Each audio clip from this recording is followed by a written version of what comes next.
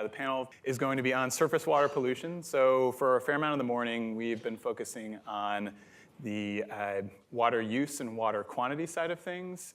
And for this first panel of the afternoon, we're going to be thinking about a sort of another component of how water and agriculture are related in terms of the water pollution component. Very brief intro of myself. My name is Dan Peckham. I'm a student at the Harvard Kennedy School, also a member of the MIT Water Club, and have been helping plan the summit. Very quickly, just on the logistics, we'll do quick intros of all the panelists. Then I'll ask a few questions, and we'll let people know when we're ready to open it up for everyone else to ask questions. And just also wanted to mention that all of our panelists, their bios are both in the program and then also online if you're interested in learning a little bit more about them. But they will have a chance to each introduce themselves. And if you could switch the slide, I believe up first is Steve. You want to stand up or?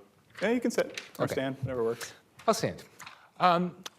As you can see, I work for the Environmental Protection Agency, and I work for the New England Regional Office, which is a couple of red line stops downtown.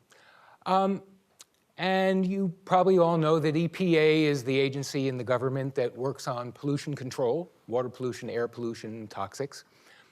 And in as much as we work on agriculture, we don't do that much agriculture because there's this big organization in the government called the Department of Agriculture that has a lot of primacy, but we do get involved in some areas with pollution.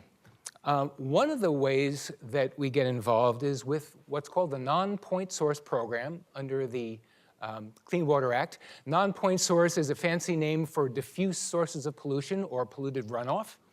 And while we have no authority in EPA to regulate polluted runoff that isn't from an identifiable point, which we call a point source, point sources we do regulate, some point sources we regulate, but agriculture is classified as a non-point source, except for one situation.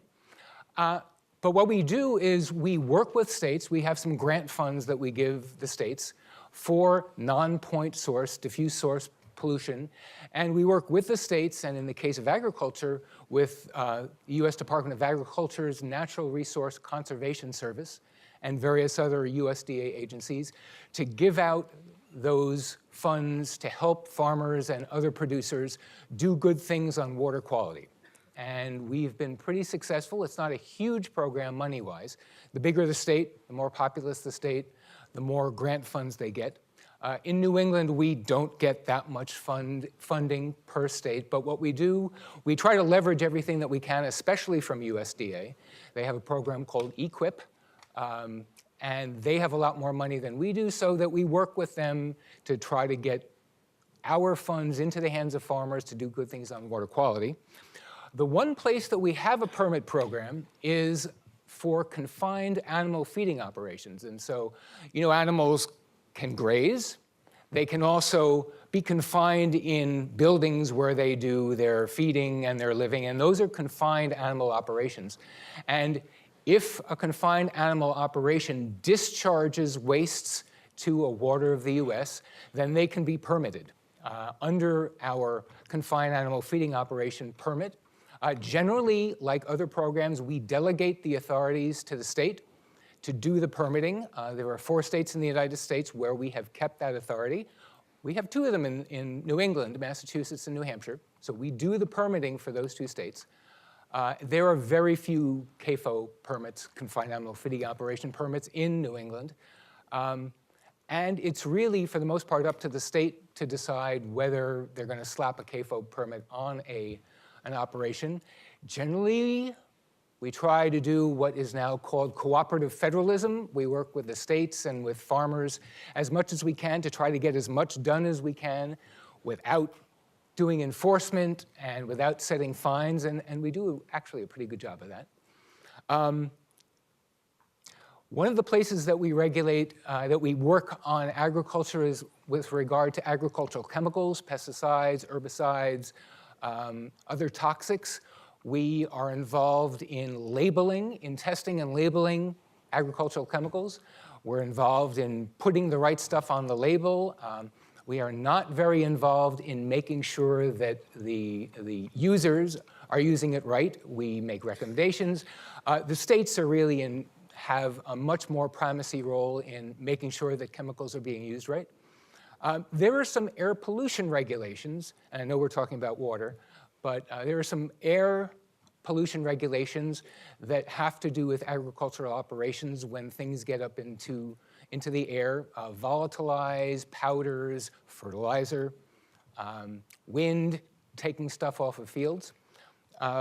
So that's another place where we have something to do with agriculture. But again, we try to do the cooperative federalism thing where we don't have to regulate, impose fines, use permits, do enforcement. We have various sustainability initiatives that we're working, same thing, cooperative federalism, with producers. And as you can see, there's a website that is just full of information on agriculture and how EPA works on agriculture where we do. Thank you, Steve. I think Allison's up next. Great. I'm going to stay seated, but try and introduce my organization as well as myself. So I'm with Field to Market, which is a multi-stakeholder organization working on sustainable agriculture for commodity crops in the U.S. And a multi-stakeholder organization means that the program we have has been developed over the course of about a decade by a variety of organizations interested in the commodity crop supply chain. So everything from the farmer organizations to the agribusinesses who buy and sell products to and from the farmers, to the brands and retailer companies that purchase those raw ingredients, the corn, soy, wheat, cotton, and so forth in order to make consumer-facing products. We also have partners from civil society or NGOs, environmental groups, and then university and government partners. Actually, our most recent university member is MIT, just joined over the summer. So we now have 130 plus member organizations involved in this space, working together to collaboratively develop what we call a supply chain sustainability program. So this is a voluntary program for commodity farmers to get engaged in through the discussions with and partnerships with the downstream companies who are asking them to participate in this program, start to monitor their environmental impacts, and work towards improving those impacts in a way that can be measured and tracked through to the downstream supply. We have three main elements to what we call our supply chain sustainability program. I put the little graphics up here. Benchmarking sustainability performance refers to the actual measurements, or what we call metrics. So I'm our science and research director, so I'm largely working on developing or improving these metrics, which are really designed for measuring specific environmental impacts of a specific field of crops. And so we have 8 of them right now. One of them is on water quality, which is probably most relevant to the discussion we'll have here, and that's really focused on nutrients. We also do sediment and crop chemical pesticide loss and so forth, but really focused on the nutrient aspect is the issue of most concern right now. But also we have an irrigation efficiency metric. We also have 6 other metrics around biodiversity, soil erosion, soil carbon, greenhouse gas emissions, energy use, land use efficiency. So we have a set of metrics, and farmers measure their performance and get their scores. And then they're working with their downstream supply chain partners who are interested in helping them to improve in some way on that performance, to track that change over time, and then ultimately make sustainability claims so that the downstream companies, the brands and retailers can talk about improvements they've seen in their sourcing region. So that's really what the program is designed to do. We're still relatively new. We've had staff and so forth for only about 4 years. There's a small group of us in Washington, D.C.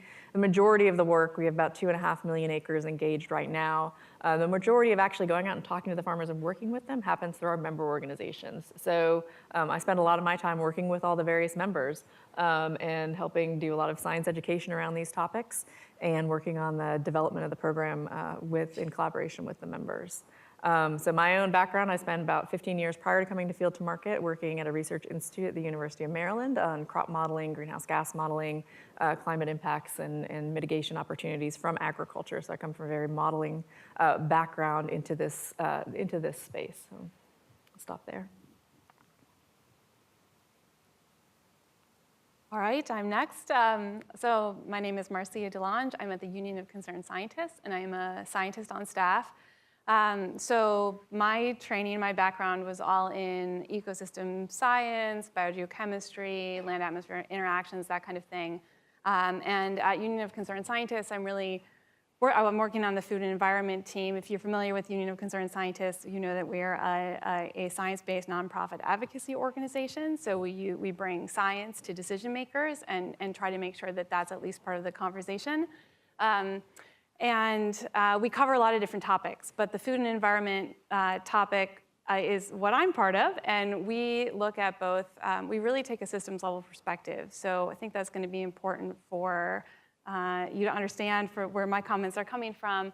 We think about healthy food, and we also think about healthy farms, and we think about, so when we're thinking about solutions to the problems that we see today, water pollution, of course, what we're talking about here, but also so many other things, we are trying to look at farm-based practices, ecosystem-level practices, and also nutrition and many of the other issues that were mentioned earlier today. So really trying to take that big picture perspective. I put a little slice of one of our recent reports up here on the slide just to give you a glimpse of some of the work that we're doing. And I guess I was really, I enjoyed the comment at the end of the last panel, which was that surface and groundwater are not two different things. And I even wrote it down. I was like, yes, because of course we want to be focusing on different pieces of the problem when we go through these sessions at this event, but also the underlying theme is that we want to be thinking about how they're all connected so that we can use that perspective to find solutions. And so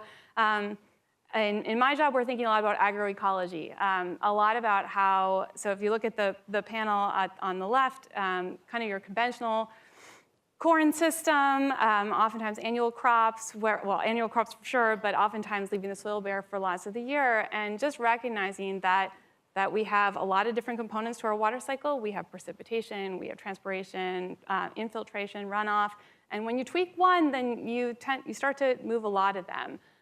So really starting to think about a vision for solutions where we might have more perennial crops, we might have more cover crops, and recognizing that those might feel out of reach sometimes, but that we can start building federal level policy, state level policy, and research programs to help figure out what those solutions are. So that's the story behind the images up there, and then the figure is just showing some meta-analysis work that we've done that actually shows that we have a growing body of evidence that these kinds of practices can improve practices or soil water properties like infiltration rates. So I think I'll leave it there, but just wanting to kind of give you a little introduction to the type of work that we do. I'm Timothy Randhir. I'm a professor in University of Massachusetts, a couple of hours from here, the west side. My lab works in primarily on a variety of aspects, especially watershed science. We also work in eco-hydrological process and see how nutrients, sediment, water flows, all are connected over landscapes. I have also worked in projects related to cover cropping, primarily how to minimize some of the nutrient runoff as well as nutrients in the infiltrates using cover cropping systems, and also to optimize the timing of planting of the cover crops, which is a very sensitive aspects in nutrient capture. And also developed some decision support systems for farmers, which are usually web-based and mobile web-based decision support systems. Working on my lab is also working on large-scale sediment dynamics in river basins, in Orinoco watershed in Colombia, as well as in Congo Basin, trying to use contaminant hydrology models. My lab also has worked in alternate cropping systems to see what type of sequencing of cropping systems and their impacts on the economics as well as the environmental implications of those cropping systems at a farm scale as well as at a much more larger regional scale. I always have a very strong coupling between economics and also the production systems, the agronomical aspects as well as the profitability and uncertainty surrounding some of the activities. Also, more recently, my work has been studying some of how the whole regional watershed hydrology is being impacted by a combination of climate change impacts as well as land use change as a synergistic impacts on the on land uses, and how we could adapt to those types of stresses. I particularly believe that following up on the surface water, groundwater interactions. As a watershed scientist, I appreciate that a lot. And when looking at one of the small watersheds north from here, Ipswich watershed. If you're from Ipswich town, it's a really interesting history of how the surface and groundwater has been studied intensively and how they both interact well.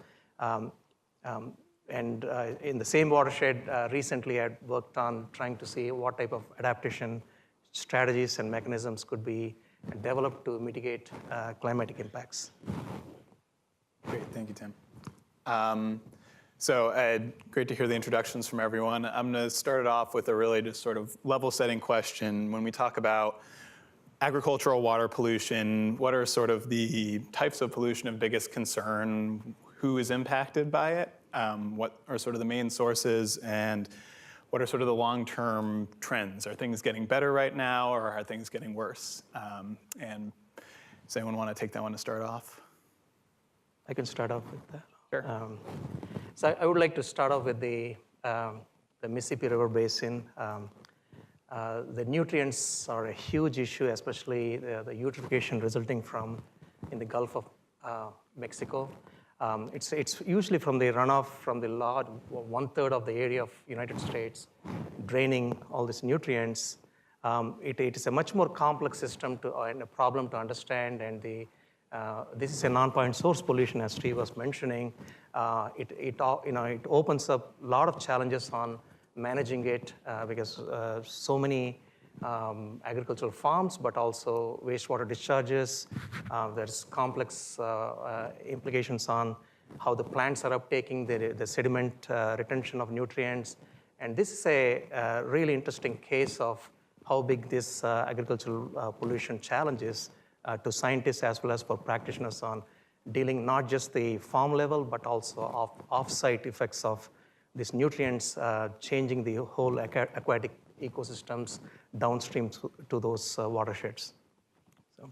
Maybe I'll just add that I think probably everybody in this room, but I think it's worth reiterating, is that the Gulf of Mexico dead zone was the largest ever, despite all of the resources and research we've been doing in this for decades, that this year we actually set a new record. So that's something to keep in mind. I think that there, of course, there's the Chesapeake, and there's Lake Erie, and there is Lake Champlain. I mean, these, when you think about the stakeholders, where they are, who they are, what the trends are, I mean, it's everybody, right? So nutrient pollution and other forms of pollution that come from runoff, meaning erosions of sediment, the soils that are lost, the phosphorus as well as the nitrogen. Right now, the nitrogen is the limiting factor in most places, but phosphorus is, of course, right behind it. And then chemicals also. So everybody's affected. The scale is different. The problem's different. The trends are sometimes in different directions. But when we look at some of the biggest and most concerning problems, like the Gulf of Mexico, which affects fisheries and recreation, in addition to just all of the drinking water quality issues that are happening kind of all along the way, we just recognize that we have a massive problem here, and we need to start targeting it from a lot of different directions. And I would add into that a little bit, because I did some work last year looking at what are the trends. Can we see what the trends are in water quality in the Mississippi or in the U.S. in general? And the USGS is the government agency that's really doing the instrumentation of the streams and understanding what is, actually measuring water quality. And their trends show things going in the wrong direction. So they do show this, higher nitrate levels. In a few isolated places, there have certainly been improvements, but overall, it's getting worse. At the same time, on the flip side, USDA invests in a lot of modeling of what should the change have been based on the practices that farmers have been adopting. So looking at just at the agricultural water footprint, it's called the Conservation Effects Assessment Program series of reports. And those have actually found that by adopting a range of conservation practices, U.S. farmers have actually helped to avoid a large amount of nutrient loss. But we're not necessarily seeing that in the overall water quality. And so I think this becomes, I think there's a time dimension here on both ends. One is that we have long-term lag legacy effects of lots of nitrogen and phosphorus in the environment that are going to be leaching out of the soil regardless of how much the farmer's putting on this year. But also the short-term effects of a farmer's can be doing everything right and doing everything according to recommendations, and then the massive rainstorm comes just after they applied when they weren't expecting it, and they lose all the nitrogen. And so I think there's real challenges all along the spectrum there to managing it on the time lag, and but that time lag, I think, is making it really hard to monitor and understand both what's happening and then how, our interventions actually making things better. I think that's really challenging to find out right now. And I understand that you talked about groundwater this morning, and I know this is about surface water, but groundwater has a lot to do with surface water, obviously, and this same lag time is a problem for showing results in water bodies because you have phosphorus that's in groundwater and is making its way through subsurface transport to surface waters.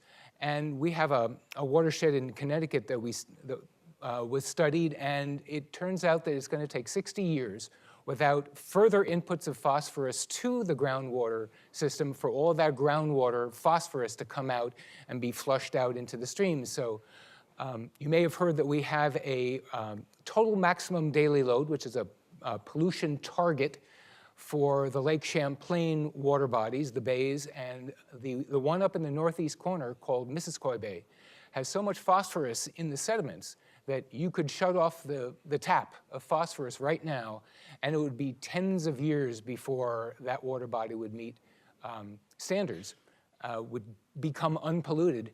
And so what do you do when you have that sort of situation? Do you dredge? That's pretty expensive, and you have to figure out where to put the dredge spoils. There are all sorts of ideas that are out there.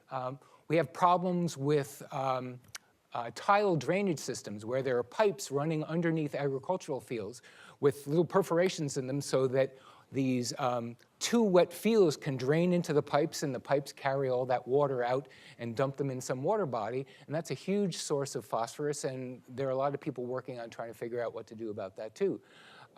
So we are working on solutions, but we do have a long way to go, and it is difficult, as Allison was saying, to show progress in the short term, which makes it kind of difficult to convince people that they should really put a lot of effort into doing this. So I think I'd like to build off on what a number of you touched on in terms of, we've talked a fair amount about what we do know. Are there any aspects to the water pollution issue that there are still scientific or other gaps in our understanding? Is this sort of the kind of thing where at this point it's really about implementation of the stuff that we know works, or is there still a fair amount left to understand and learn about water pollution, both the impacts and then also the solutions? Maybe I'll turn this one to Marcia first, or excuse me, Marcia. I'm happy to start. I'm sure probably a lot of people will have things to say on this. We know a lot, right? So we know a lot. We know enough to be taking action. We are taking action. We need to be taking more action. It's complicated, right? That's what we've gone through. I think that there is space for learning, too. I think, even when you talk to the hardcore biogeochemists, and they're really even still trying to work on the details of the nitrogen and the phosphorus cycle and thinking about things like the legacy effects and how phosphorus tied up in soils, and then you have sea level rise. What does that mean? What does that mean for our modeling? What does that mean for our projections? How does that influence how we tailor our solutions over time? Because I don't think we're probably going to arrive at the one solution that's going to work going forward. I think we need a set of solutions, but we also need to be continuing to adapt those. One of the reasons that we are so excited as an organization about agroecology is that this seems to be an area where there's a lot of kind of untapped potential, possibly, for some solutions. Now, they're not solutions that are going to necessarily come into light in the next Farm Bill, but they are things that we can be working in labs and experiments at land-grant universities and so on to try to figure out how we redesign some of our agricultural systems so that they work most synergistically to get closest to the win-win solutions. And that's things like, diversified crop rotations and thinking more about what's the role of agroforestry. I mean, even if we can just figure out cover cropping better, how do we make that more viable for more farmers? How do we think about what goes into a cover crop? How do we make our plant breeding programs revitalized so that we can be thinking not only which crops do we have today that we could be growing in the right places, but which crops could we have tomorrow that we could be growing in those right places? And so a lot of these questions are long-term solutions, but I think there's a huge solution space that because of the technology that we have today and the data sort of science, big data science that we have today, we are much better equipped to cope with, I think, and play with as an academic community, as a scientific and research and development community that really opens up some of those spaces. So I think we should keep that in mind as we move forward and take action now, but also design the research agenda for future years.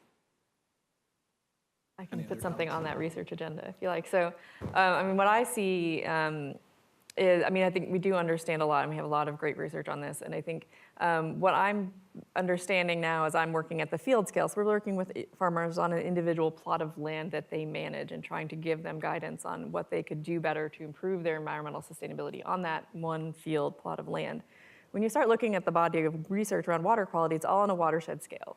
And that's entirely appropriate, and it makes sense, and that's where all the models are designed for, and that's where all the measurements are taken, so that's how you can validate a model. So it totally makes sense that our research world is focused on the watershed. The thing is, the watershed incorporates land owned by many, many people and managed in many different ways. And so we have this gap now between being able to give the farmer the guidance on all the practices that Marcia just mentioned. You should plant cover crops, you should be doing a more diverse rotation, you should be doing this and that. We don't really have a tool to say, and then we can show that you're actually reducing your nitrate loss by X because you have done this. We don't have a way to do that, and maybe this is a technology challenge for somebody at MIT to solve, but right now, instrumenting water quality edge of field is, it's incredibly expensive. It's only done, for certain research sites because you have to monitor it continuously year-round, at the outlets, and that's incredibly expensive to do. So all the field measurements, or there aren't enough field measurements of the quality to do this kind of feedback to the farmers on actually being able to show them. So I hear this not directly from the farmers, from people who work with them, is that they feel like they understand there's a water quality problem in the state or the watershed, but they're following all the recommendations. They're following the nutrient recommendations from the university. They're doing things that they're being told are right. So they don't see, how do you need to go to them and tell them that they need to do even more?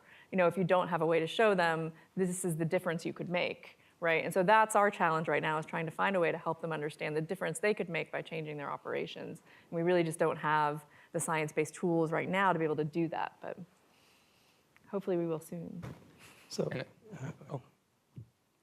And I would add in that we have another problem with getting those changes made, which is that it has to work for the bottom line of the farmer. There's an economic and sociological point here. I give you an example. I know I talked about Lake Champlain. One of the problems in Lake Champlain, if you've been in Vermont, is that there are a lot of cows. It's a dairy cow state, and the largest source of phosphorus pollution to Lake Champlain is from dairy operations. And one of the things that we think may help solve that problem is moving dairy cows from in-confined feeding operations to going back to grazing in the fields. It is not necessarily the case that that is going to work for the bottom line of a farmer. There's a cost associated with going from a confined operation to a grazing operation. You have a much more variable feed. The grass isn't always as nutritious as it was the year before, and not all the places on your farm is going to have as nutritious grass as other places. Feed is pretty consistent if you get it from the same place all the time. So we're doing some research right now to figure out what the cost parameters are for convincing farmers to go from confined operations to grazing operations. And we really don't know what that is just yet, but we're working on it. But that's just one example of a place where we don't know everything that we'd like to know about practices that are likely to get us from more pollution to less pollution. So one area multiple scales, like starting with simple models like animal models to how they fit into the field scale to maximize nutrient uptake. So the whole nutrient management should be an integrated farm systems management. And so if we can increase the assimilation rate, reduce the wastage of nutrients, and internalize some of the nutrients, and we still don't have a good idea of this, how this nutrient dynamics happen at the farming systems levels. In terms of the nutrients, nitrogen and phosphorus, primarily the eutrophication is triggered by a particular ratio, and we also have these nutrients always there in a natural state, but when we have an event, like a storm event, which triggers one particular nutrient, that's what it releases it relaxes the limiting factor and triggers the eutrophication. So there is a lot of potential for studying the dynamics at a more landscape scale, but also how the triggers happen, this uncertainty of this eutrophication process happens. One another area also which we often struggle in the science area is also the sediment dynamics. Starting with the farm level, how we lose some of the topsoil to how it's transferred in the streams to accumulation. And the thing is, the sediment also is a carrier of these nutrients. Nitrogen and phosphorus is carried and a lot of times ends up in the river or in the lakes and ponds, and that becomes a source of these nutrients. So in terms of understanding those nutrient dynamics and the biogeochemistry behind, it's also one important one. Apart from nutrients, we're also seeing there's a lot of research interest in emerging contaminants, dealing with pharmaceuticals used in agriculture, and how do we manage the water quality for those emerging contaminants, which is also a very good research challenge in this area. I have to just add really quickly, because we didn't say yet, social science. Even if you have all the science right and you have the bottom line figured out and you have it figured out at all scales, there are still cultural barriers, there are other just logistical barriers, policy barriers. So more social science connected with agricultural science, I think, is a big gap. And that is a great transition to what I was going to ask about next. Perfect. So I'm going to start this one with Allison, but when we're talking about this at the sort of farm level or watershed level, who just in general are the players that you're working with, the various stakeholders, and which ones of those had the opportunity to make the biggest impact, and what sort of levers are they able to work with? Yeah, great question. So, obviously the farmers have the ability to make a big impact because they're the ones out there managing the land day to day.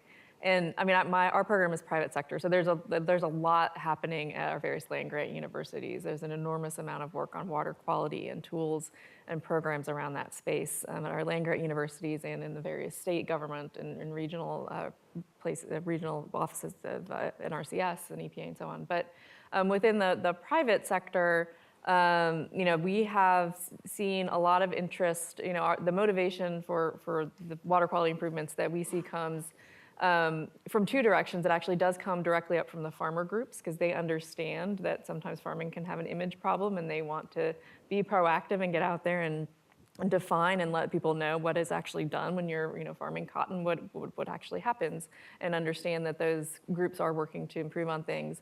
But also the other motivation comes from the brands, so those companies selling consumer products, right? And so it's really the pressure, a lot of the pressure is coming from people like people in this room who are asking the questions of the companies of, Kellogg's and General Mills and Unilever. Where is your product sourced from? Where did this come from? How was it grown? How, what are you doing to make it more sustainable? So that's where the pressure is coming from on those organizations.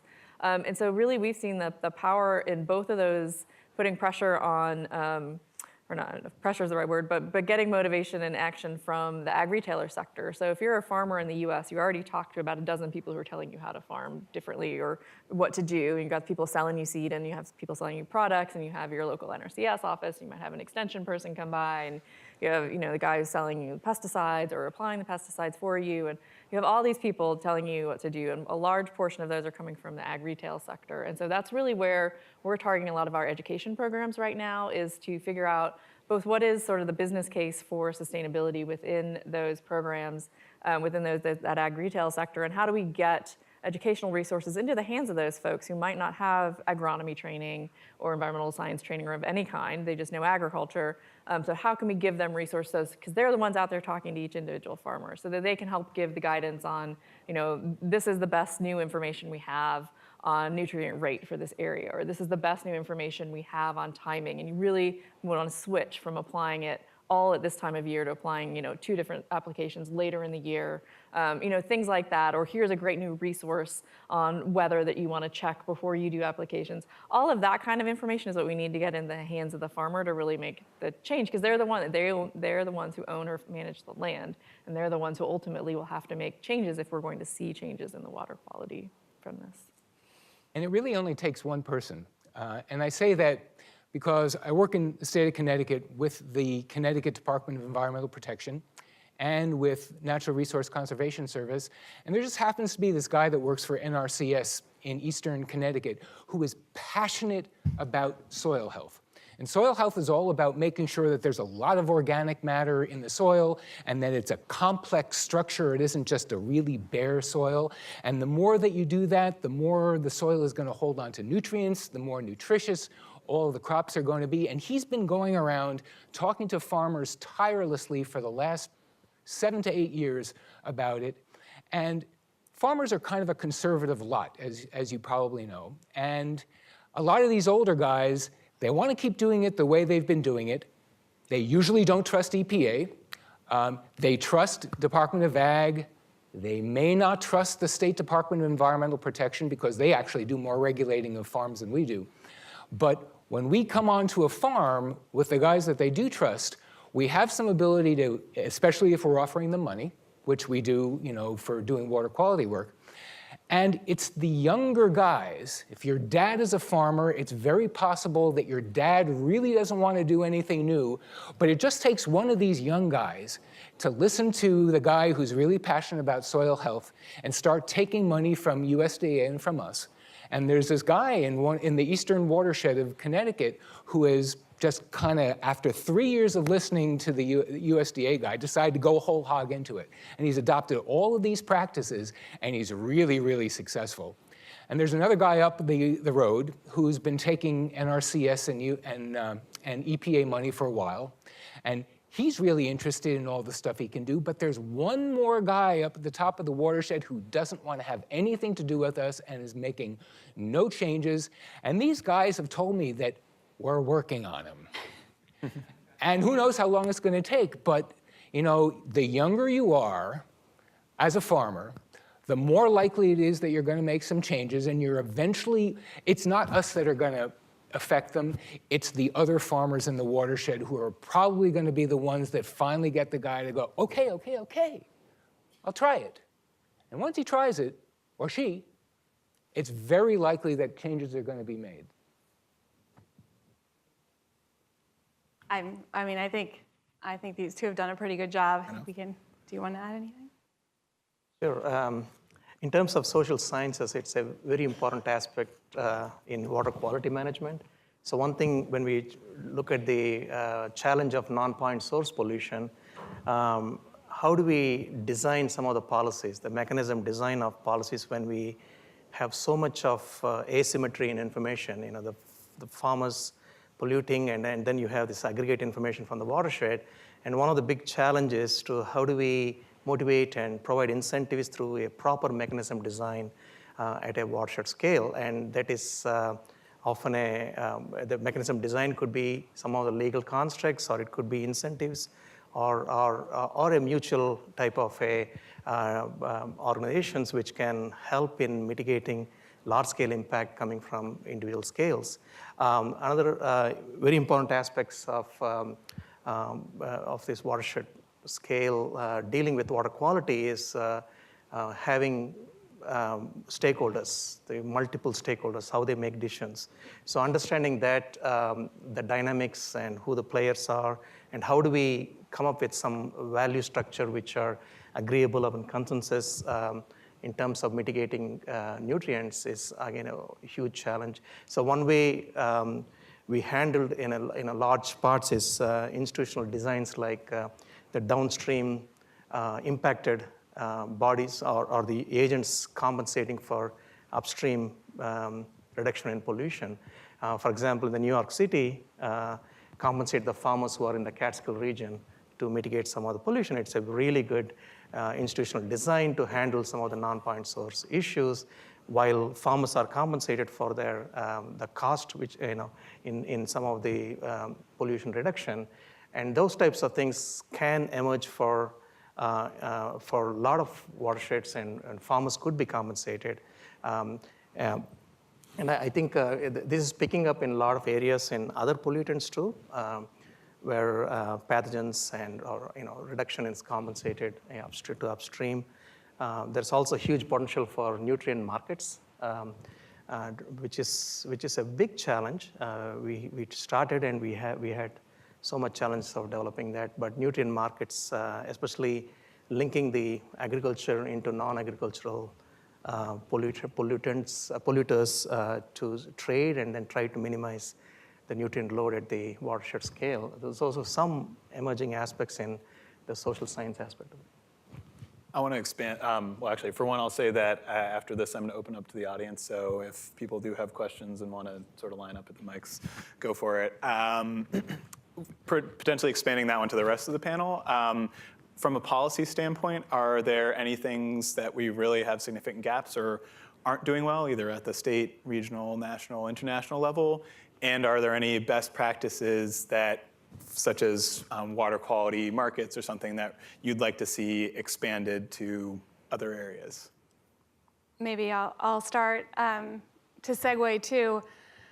I think the key is here that we have a lot of stakeholders who are affected, and one of the challenges is how do you bring those stakeholders together more, because they're oftentimes interested in different pieces of the problem, but they all have a shared interest in solving the problem. So that kind of brings me to my next point, which is more directly related to the next question. So we work on federal level policy, so that's the Farm Bill. Right, so that's a farm bill. It's about every 5 years. Another one is coming up, and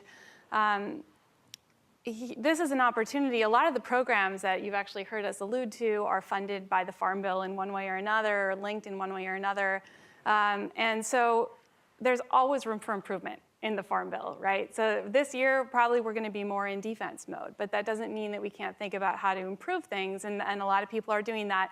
So, for example, we have the EQIP program was mentioned. So that's a way to help farmers try to have the resources to adopt conservation-based practices that lead to these improvements in water quality. How do we try to defend those dollars? How do we try to expand them? How do we try to make them more effective? The same thing with all of the other programs. And how do we not just think about taking land out of agriculture, because that's not a solution for the food part of the problem. So that's like a program, the Conservation Reserve Program. But how do we get the benefits while still having some grazing happening or other working lands features that start to help bring these multiple benefits? So we'll be working on the Farm Bill. That's a place we need to be making improvements. But there's also state level policies that are starting to jump in that recognize that the national level policy might not make all the changes. So just be aware that 8 states now, including Massachusetts, are involved in one stage or another of a healthy soils policy. So I think there's more opportunities there, and even at local levels, things are starting to pop up. But we need to think about how do we bring stakeholders together, how do we get strong coalitions, so that if not for this Farm Bill, for the next one, or if not for some states, how about the ones that are working on it and start moving forward? New England is a really good case study for one of the things that we can do. We lose dairy farms in New England every year, and we lose a lot of them.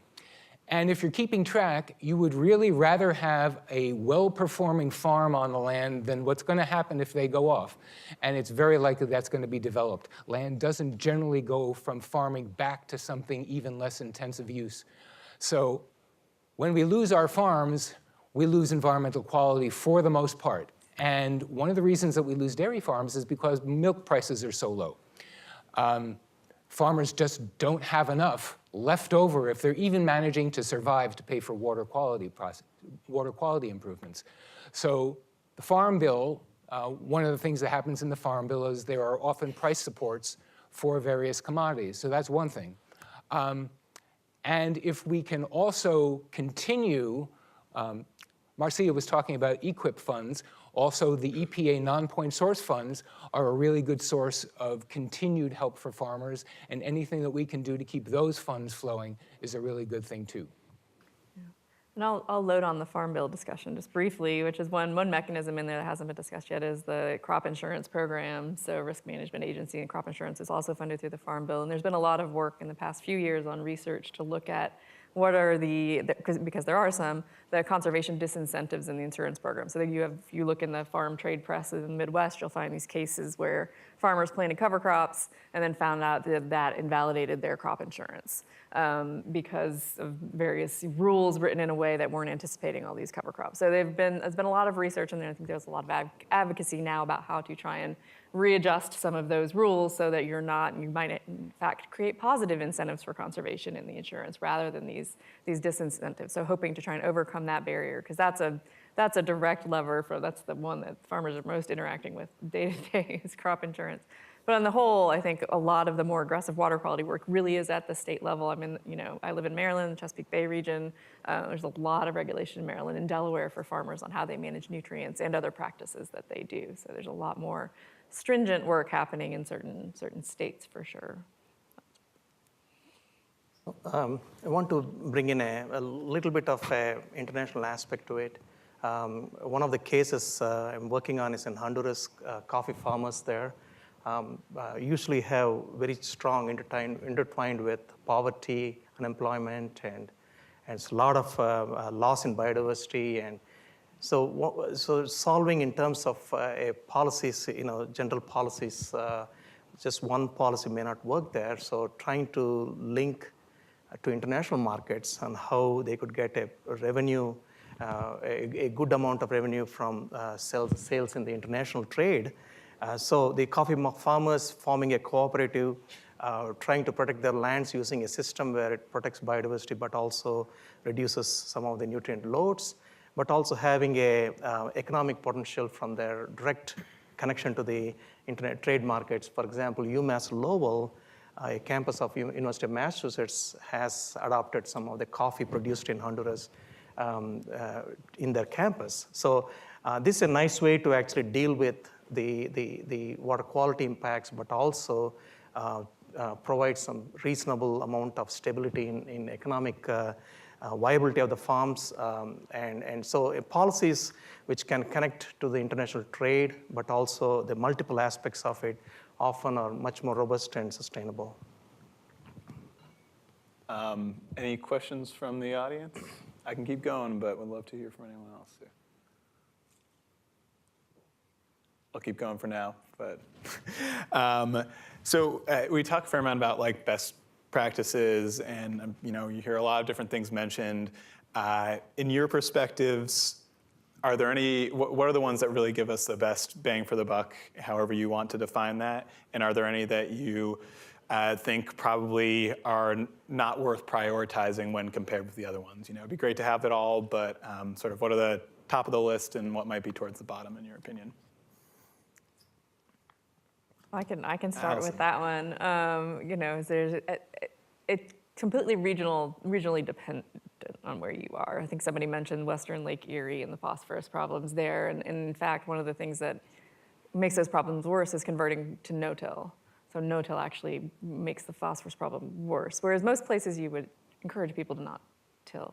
So there's a very regional element to it, to practices. I think a couple of things are relevant. One is that Steve brought up soil health, and I think that generally speaking, improving soil health is a concept that really resonates well with farmers, and that usually is tied to a suite of practices that are specific to your system and location, or need to be made specific. So I think that's kind of an alternate lens to come at this from. So other, you will see improvements in your water quality along with other environmental improvements if you're working on soil health. So I think that's one aspect.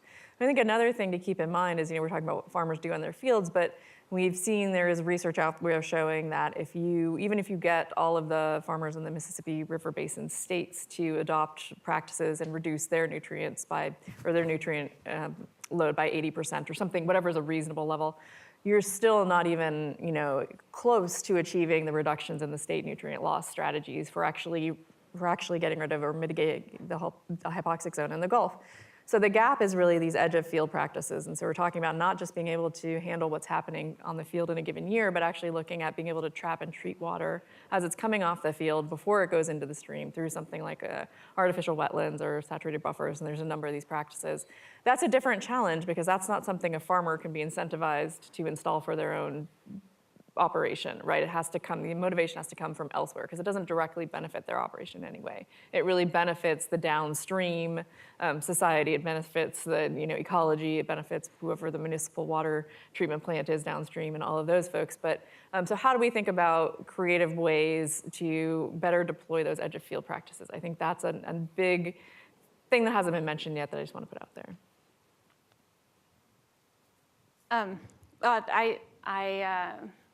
I think maybe to add on to that a little bit, there's some really neat research from Iowa State University, a few different projects happening right now. One is the STRIPS project, and what they're doing there is they're looking at conventional corn soy fields, and then they're just looking at whether or not they can strategically place 10% of the field in strips of prairie, so perennial grasses, deep roots, and what impact does that have? And what they've found is that it has a disproportionate environmental benefit from having done that. So you don't see 10% improvements. You see like 90% improvements in soil erosion reduction, in nitrogen and phosphorus loss. You also see disproportionate improvements in wildlife.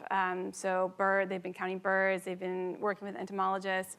And that's the kind of, so we're talking conventional corn and soy fields in Iowa, right? And we're talking about practices that bring much more benefit than it requires land. But it's still a difficult decision, right? It's still land, it's still asking for people to adopt a new practice, to try something different. You need resources to make that happen.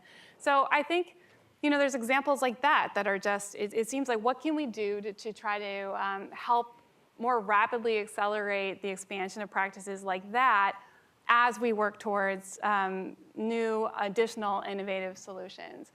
Crop rotations is another one. So the other project is the Marsden Farm in Iowa State University. And again, they've seen that through adopting some complex crop rotations, they've been able to reduce reliance on herbicides and have, I think the most recent paper said around 80% reduction in water toxicity. So that's, again, a relatively shifting to corn, soy, oats, alfalfa. So something that's different. It requires a change. The biggest obstacle there is what are you going to do with your oats? So now we're talking about market problems. So now we're having to think about what kind of social science research, what kind of public-private partnerships can be pulled in so that you can make these kinds of things more feasible. So I think there's just a lot of different examples like that, and recognizing that, that's Iowa, that might work for Iowa. What works somewhere else? I think it's going back to this regional perspective is so critical here when we think about which solution should we drop and which solution should we run with. Well, probably not drop any, but focus, figure out what works best here and how do we delegate more resources to that and solve this problem in this area. And then kind of keep moving forward. I wanted to mention one more thing, which is Kernza. And I don't know who in the room has heard about Kernza, but it's a perennial grain crop, and the Land Institute it has been working on developing this. And so this is a success of plant breeding.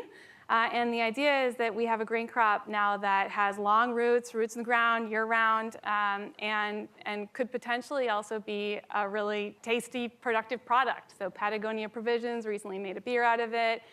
General Mills has made some investments for their organic line, Cascadian Farms. And just thinking about the hope that that kind of solution really, really brings, and kind of just keeping our minds open to what might be out there and how we might solve these problems. I don't want to drop solutions. One important area in most of the dealing with agricultural pollution is trying to find the vulnerability of farms and trying to prioritize at a large regional scale and try to find those which are most sensitive and and zooming into those, because since the resources are limited, trying to systematically prioritize. And one important thing is often the water quality aspect works well by directly working with farmers and trying to develop a good site design for farms, working with extension agents to or scientists who can help them out with proper placement of different structures so that they can minimize and also give some advice. So it essentially, the solution is emerging from the farm itself. So if we can have two levels, one is a regional scale vulnerability assessment, and then targeting those which are highly sensitive with farm-to-farm direct plans, which can mitigate some of the nutrients, might be an effective way to move forward. There are a couple practices that I've seen the ideas floated around about. One of them I recently saw was about establishing a nutrient management utility, kind of like any utility, whether it's electric utility or sewage utility.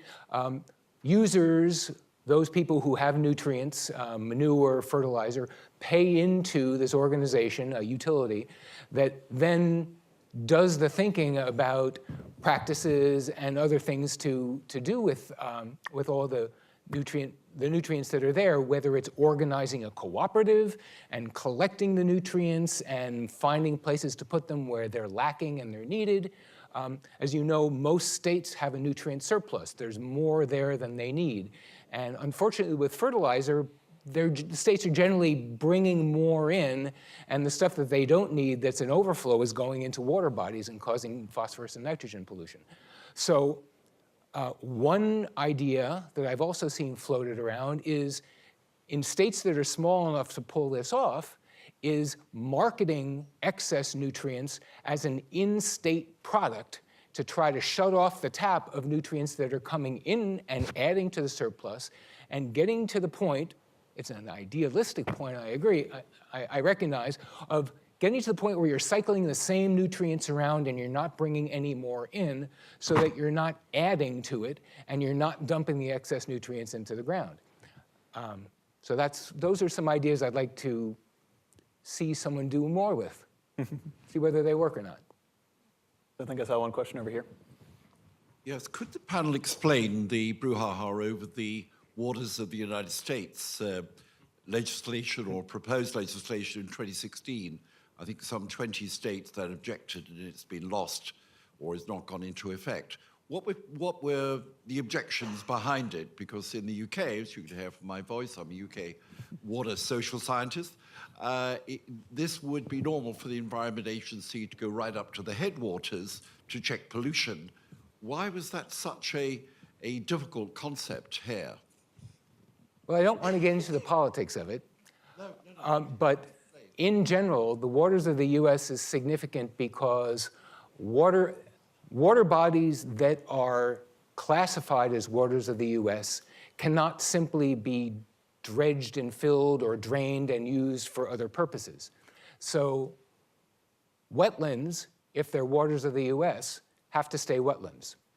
But if you're someone that wants to use these water bodies, which may not have water in them year-round, you may have a question as to whether it's a water of the US, and you may want to use it for something else. And so the people that want to use these ephemeral water bodies, that they're not wet all year round, or that they're wet periodically, they would probably like to see some of these water bodies excluded from the classification of being waters of the US. And that's the issue.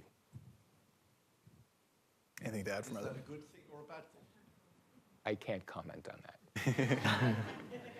Well, I mean, I guess I would just say that, you know, we're talking today about the massive problems that we have with water pollution and how the general public, farmers, ranchers, fishermen, scientists, everybody wants to be moving towards a solution. So if we are looking to erode important policies that are out there that have been effective at protecting water, then that's disconcerting to a lot of people.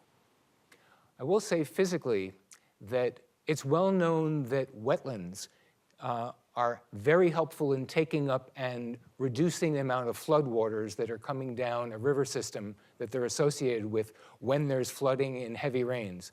And so in general, more wetlands mean less flooding of the surrounding area because they're like a big sponge. So if you have a wetland and you're in a river system that has a tendency to flood, if you care about flooding damage, wetlands do a lot of good free work that you would otherwise have to pay a lot of money to do. And we're in a year where we've seen some pretty devastating flooding. So, yeah. I think we've got a question over here. Hi. So just wanted to elaborate a little bit on the water quality piece, and I wanted to bring the conversation to a more urban context. Since I work in an urban basin, the Charles, and there's a lot of discussion around resiliency in terms of investing in infrastructure. And from our perspective, water quality is huge, and the resources are definitely in providing cities like Austin, New York, Philadelphia, resources to invest wisely in infrastructure upgrades. And I wanted to ask the panel in terms of, making the connection between huge issues around surface water body pollution and the resiliency, climate change, adaptation strategies that are being talked about when our cities are concerned. Where is the opportunity to bring sort of actual science, technology, and public education to the fore in terms of giving people what they need to know in terms of what to do? It's not just about how do you evacuate to your house when you're flooded, but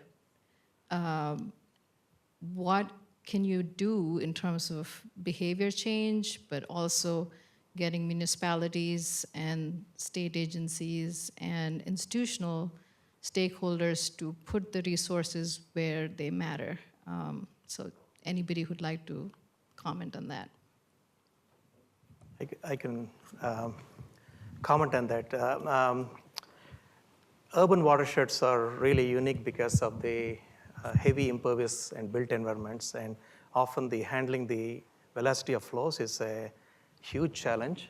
And a lot of times connecting it back into the planners as well as citizens to understand the implications of this impervious cover to changes in your shifts in your hydrology is a very important one.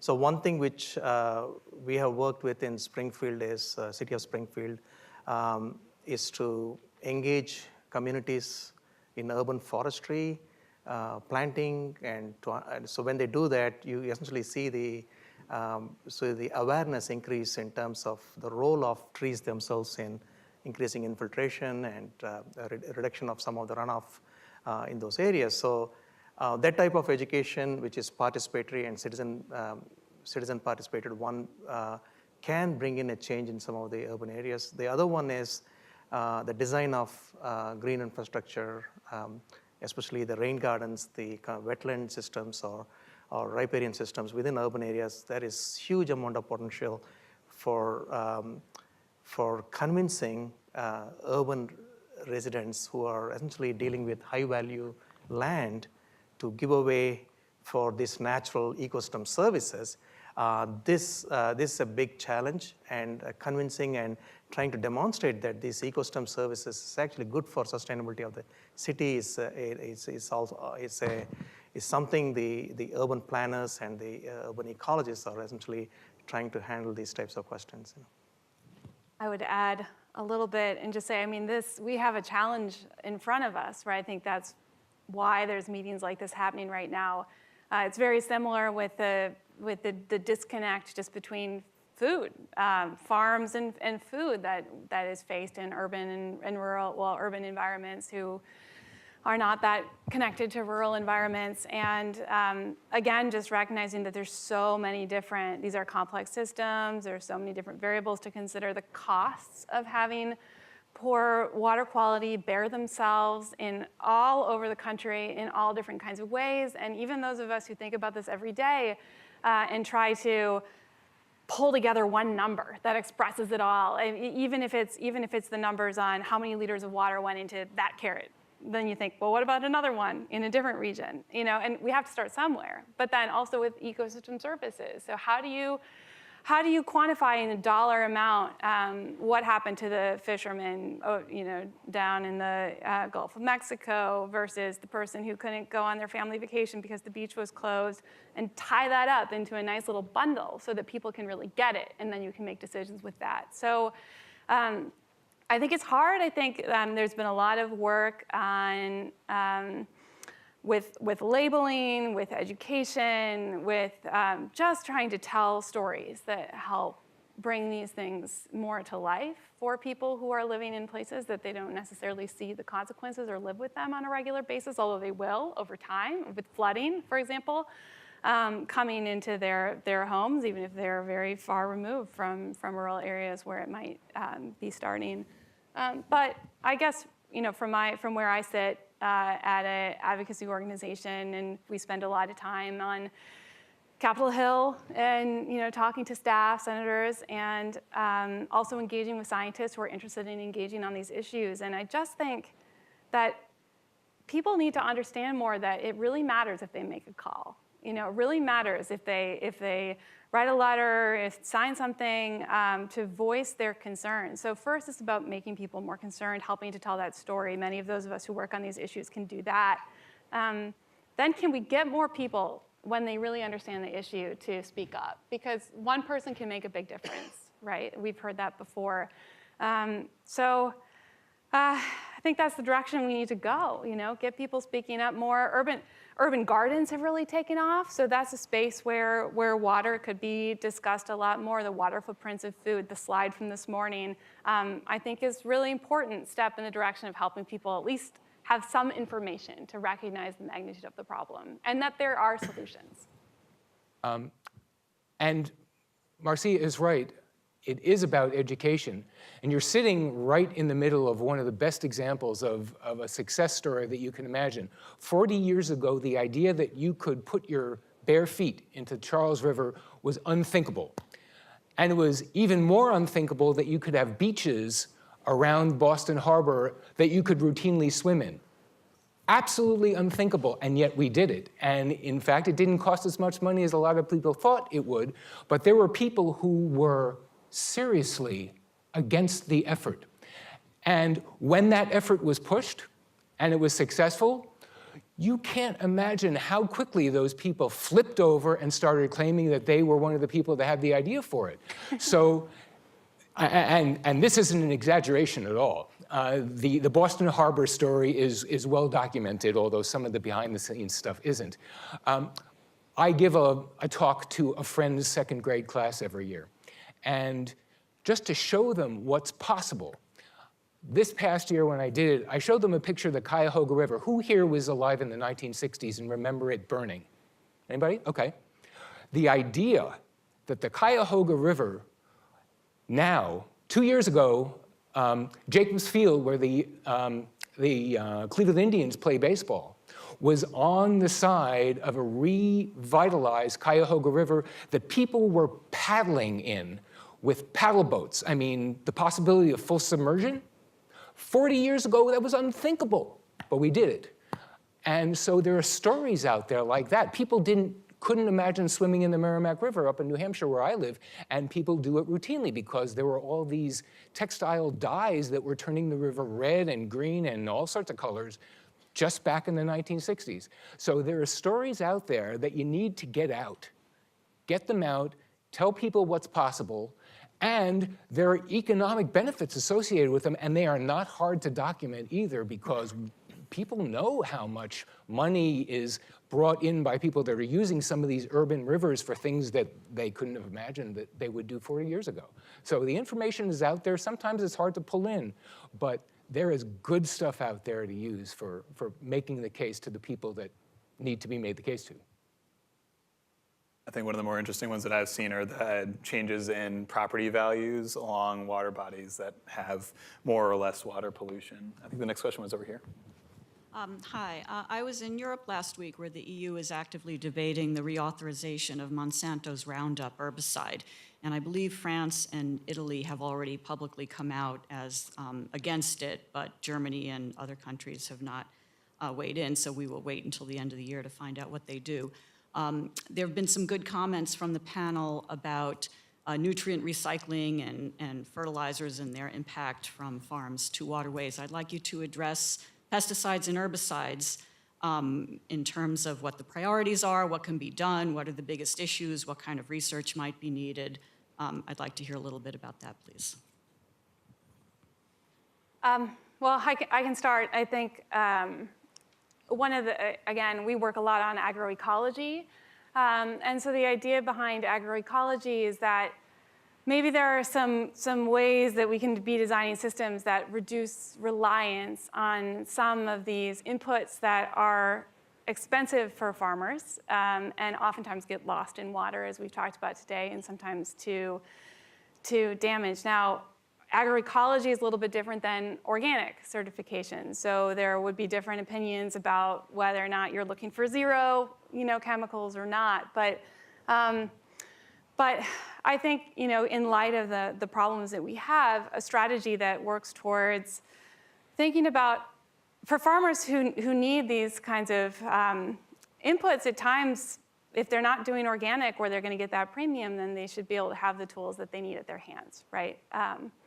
But when we have chemicals that are causing problems and they also cost farmers a lot of money, as a research community, are there avenues that we can pursue that help us think about how we reduce reliance on those kinds of inputs? And I guess that's what I would leave it for others.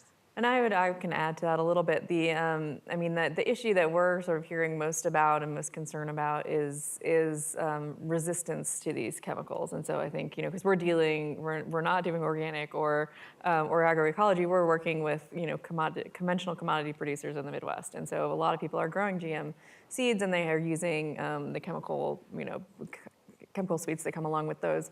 And so you're seeing things, I'm sure everybody here has heard about the dicamba issue, right? Where the new soybean that's resistant to dicamba came out, and that came out in response to the herbicide resistant weed problems coming out in certain areas. And so I think that's really the challenge. And I think a lot of the practices that we've talked about on water quality, in particular with relation to soil health and more complex rotations, cover crops and things like that, have been shown to be practices that help you to mitigate your weed problems without herbicides. And so trying to think about strategies that help to reduce reliance on just one chemical, because you are just going to increase those resistance problems. And so thinking about what we can do to avoid that, because you're just going to be starting to move people into more applications of chemicals that possibly have worse effects on the environment than what they're currently using with those resistance problems. So that's kind of what we've been focused on in that space right now. That's where the questions we have been getting are coming from.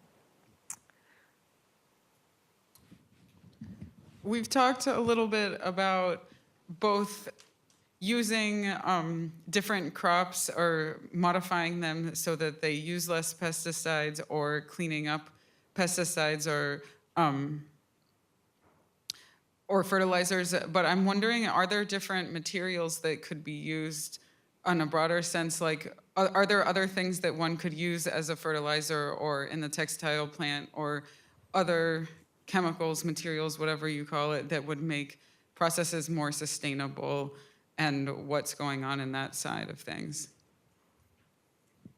I mean, there's always other things to try. There's things in development, so with synthetic fertilizer, of course, there's going to be different options, but then there's also going to be compost or manure treated in different ways or managed in different ways, so yeah, I think that's a big piece of it, trying to make sure that there's people out there exploring what those different options are and testing them in different systems as a regular piece of the drill. How can we improve them? And then also, how can we reduce the need for them in certain kinds of farms? Now, there are researchers that are always looking into parasitic insects that will do in the pests that you would otherwise be using chemicals on, for instance. So there are all sorts of things like that out there, and we just need to keep finding them, which I guess means, more research funds, keep that flowing to the people that are having the good ideas. And I'll also just mention that is kind of the foundation of the organic program really is that's not using any chemicals. It's all that's using a specific set of approved chemicals for organic agriculture. So there already are, I think, efforts to really categorize, and this is obviously EPA's realm, right? Categorize the various risks associated with different chemicals and the approved uses and so on and so forth of them. And we have different protocols around those, I think, already, but that is obviously continuing. So in addition to the integrated pest management, which was mentioned, the biochar is one material is also becoming very popular in terms of slowly release, but also water conservation. And a lot of testing is happening in some of the agronomy departments on that. So that is another huge potential use of that biochar material. In addition to that, in the US, the scale is very important. The farms are very large scale. A lot of times, alternate cropping systems, sometimes they are much more efficient in smaller scales. When it dealt with the larger scales, it becomes very infeasible. So we also have to think about alternate cropping systems which are scale sensitive. Another question up there. Yes, so my question is regarding a lot of the conversation that we've been having right now has been around things that are existent pollutants, things that are kind of continuous operations, but with Hurricane Harvey, with Superstorm Sandy, we wound up moving a lot of pollutants from contained locations, spreading it across river bodies and soils. And it's like, how do we start thinking about the conversation to prepare for these things and to prepare for emergency situations where we are moving pollutants from one location into our surface waters?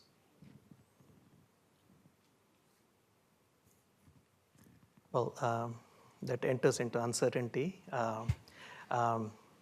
So this is a very important aspect because these are events which we could anticipate earlier. Because, for example, if you look at Houston, it didn't anticipate all this flooding, but it has been rapidly developing. It was one of the fastest growing city, a lot of impervious cover. They didn't put a capacity for the drainage, so probably they didn't think about the hydrology behind it when they are developing. So a lot of these rapid developments are prone to these types of disasters. So in terms of proactive planning, revisiting some of those in terms of disaster potential and what will happen in terms of the damage potential and also the nutrient dynamics related to that.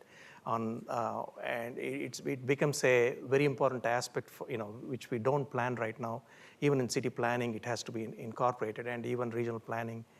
Those are information we need to add those uncertainty into our designs.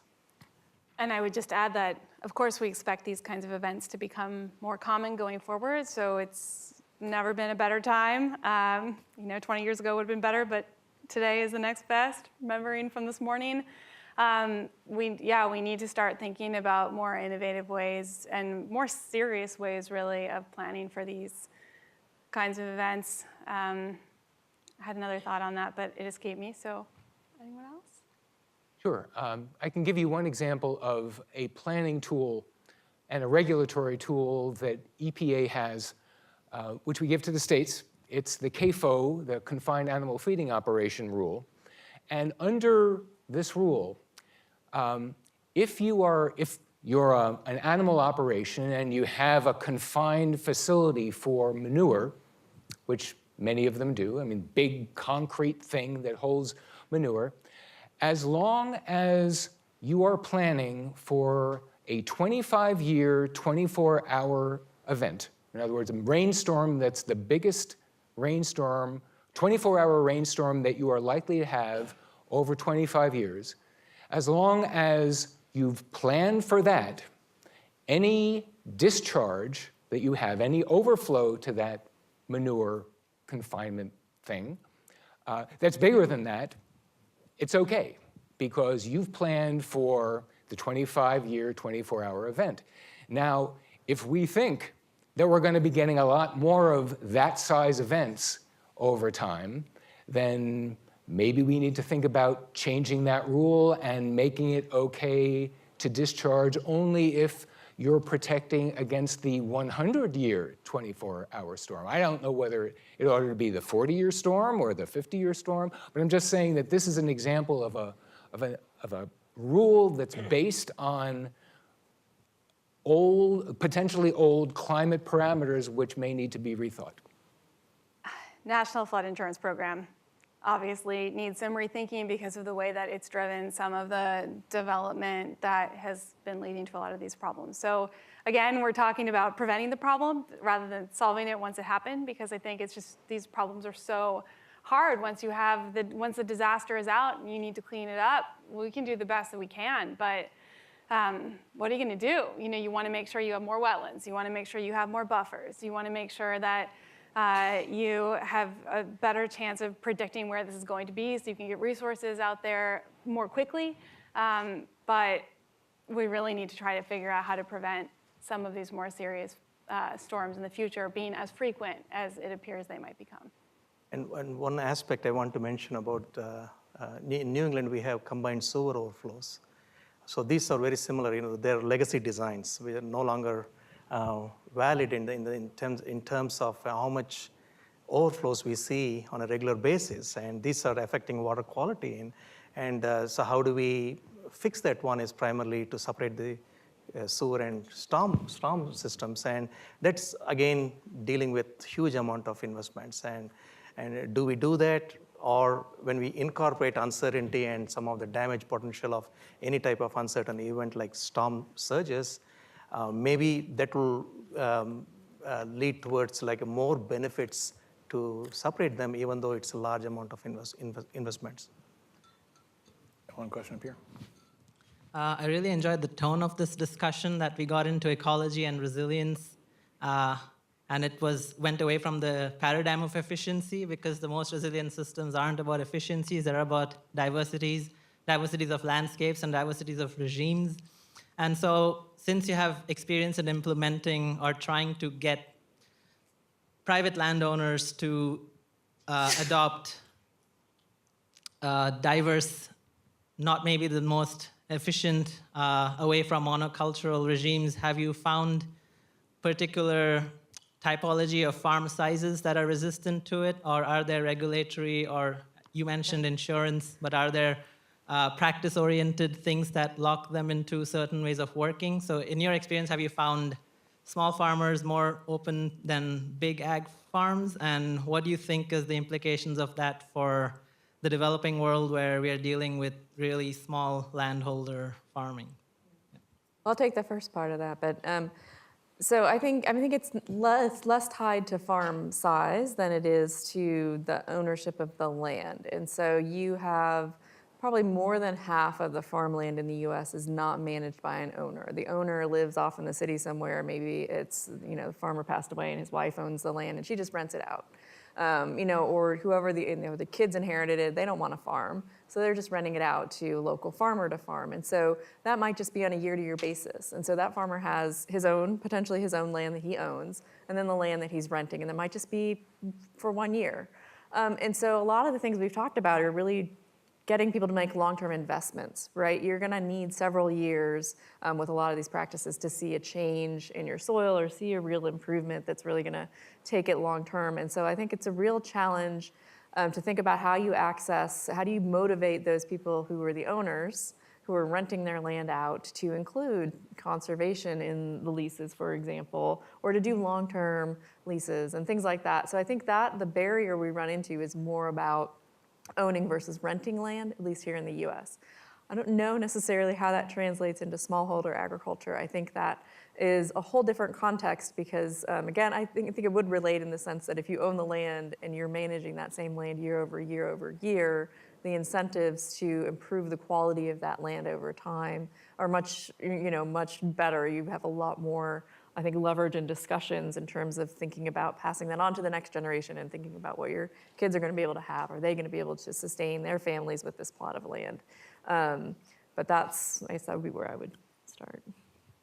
I guess I would just add, I think that I agree completely. And I would say that maybe that's one of the most important things is that when we're talking about the science of ecology, we're talking about something that should work on a variety of different scales. It might look different at different scales. Different farms suit themselves better for different sizes, but there should be solutions that work at all of the different scales, and this land tenure issue is a really big deal. And I also mentioned a while back about the cultural barriers that might exist in addition to the policy barriers. We talked about crop insurance and how that's a disincentive.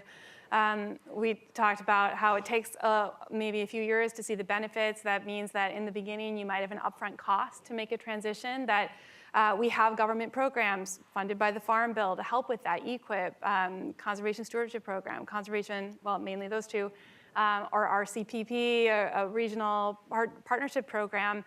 But they're oversubscribed and they're underutilized, at the same time. So how do we really make those resources more available to a variety of size farms? And then that's what we have here in the US, but it's really about getting the technical assistance, the upfront investment costs covered, making sure that people have what they need to implement something. And then we're talking about practices that we hope over the long term really pay for themselves, right? That they really are more sustainable, that there is a better crop yield, that they are more resilient. And so I think that's the exciting thing, but the time scale issue right now with the programs that we have, the research programs, the farmer support programs, not necessarily lining up largely because of this land tenure issue.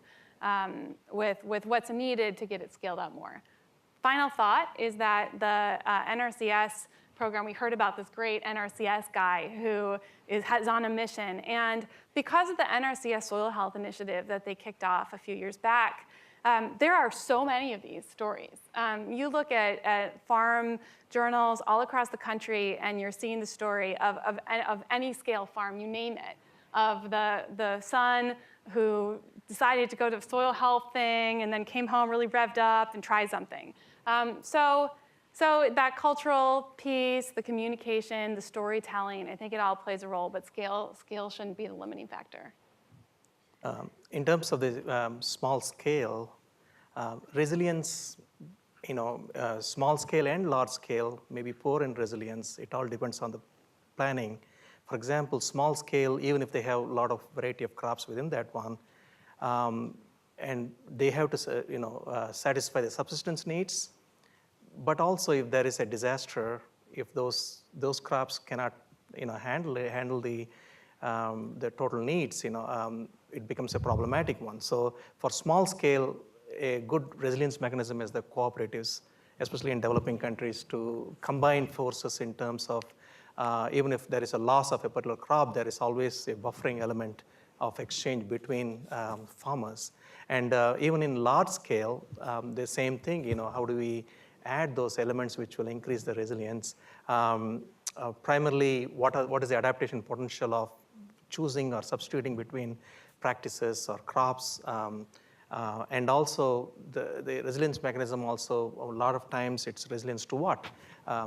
Resilience to financial shocks or resilience to large flooding. For example, in Bangladesh, resilience to flooding is something which was found by a small group of women in a village. Primarily, they had been flooded constantly every year, and then they said that the women came together and then they developed a mechanism of maintaining the irrigation systems to proactively come up with a combined way to handle that type of disaster. So in terms of developing economies, I think that type of a cooperative and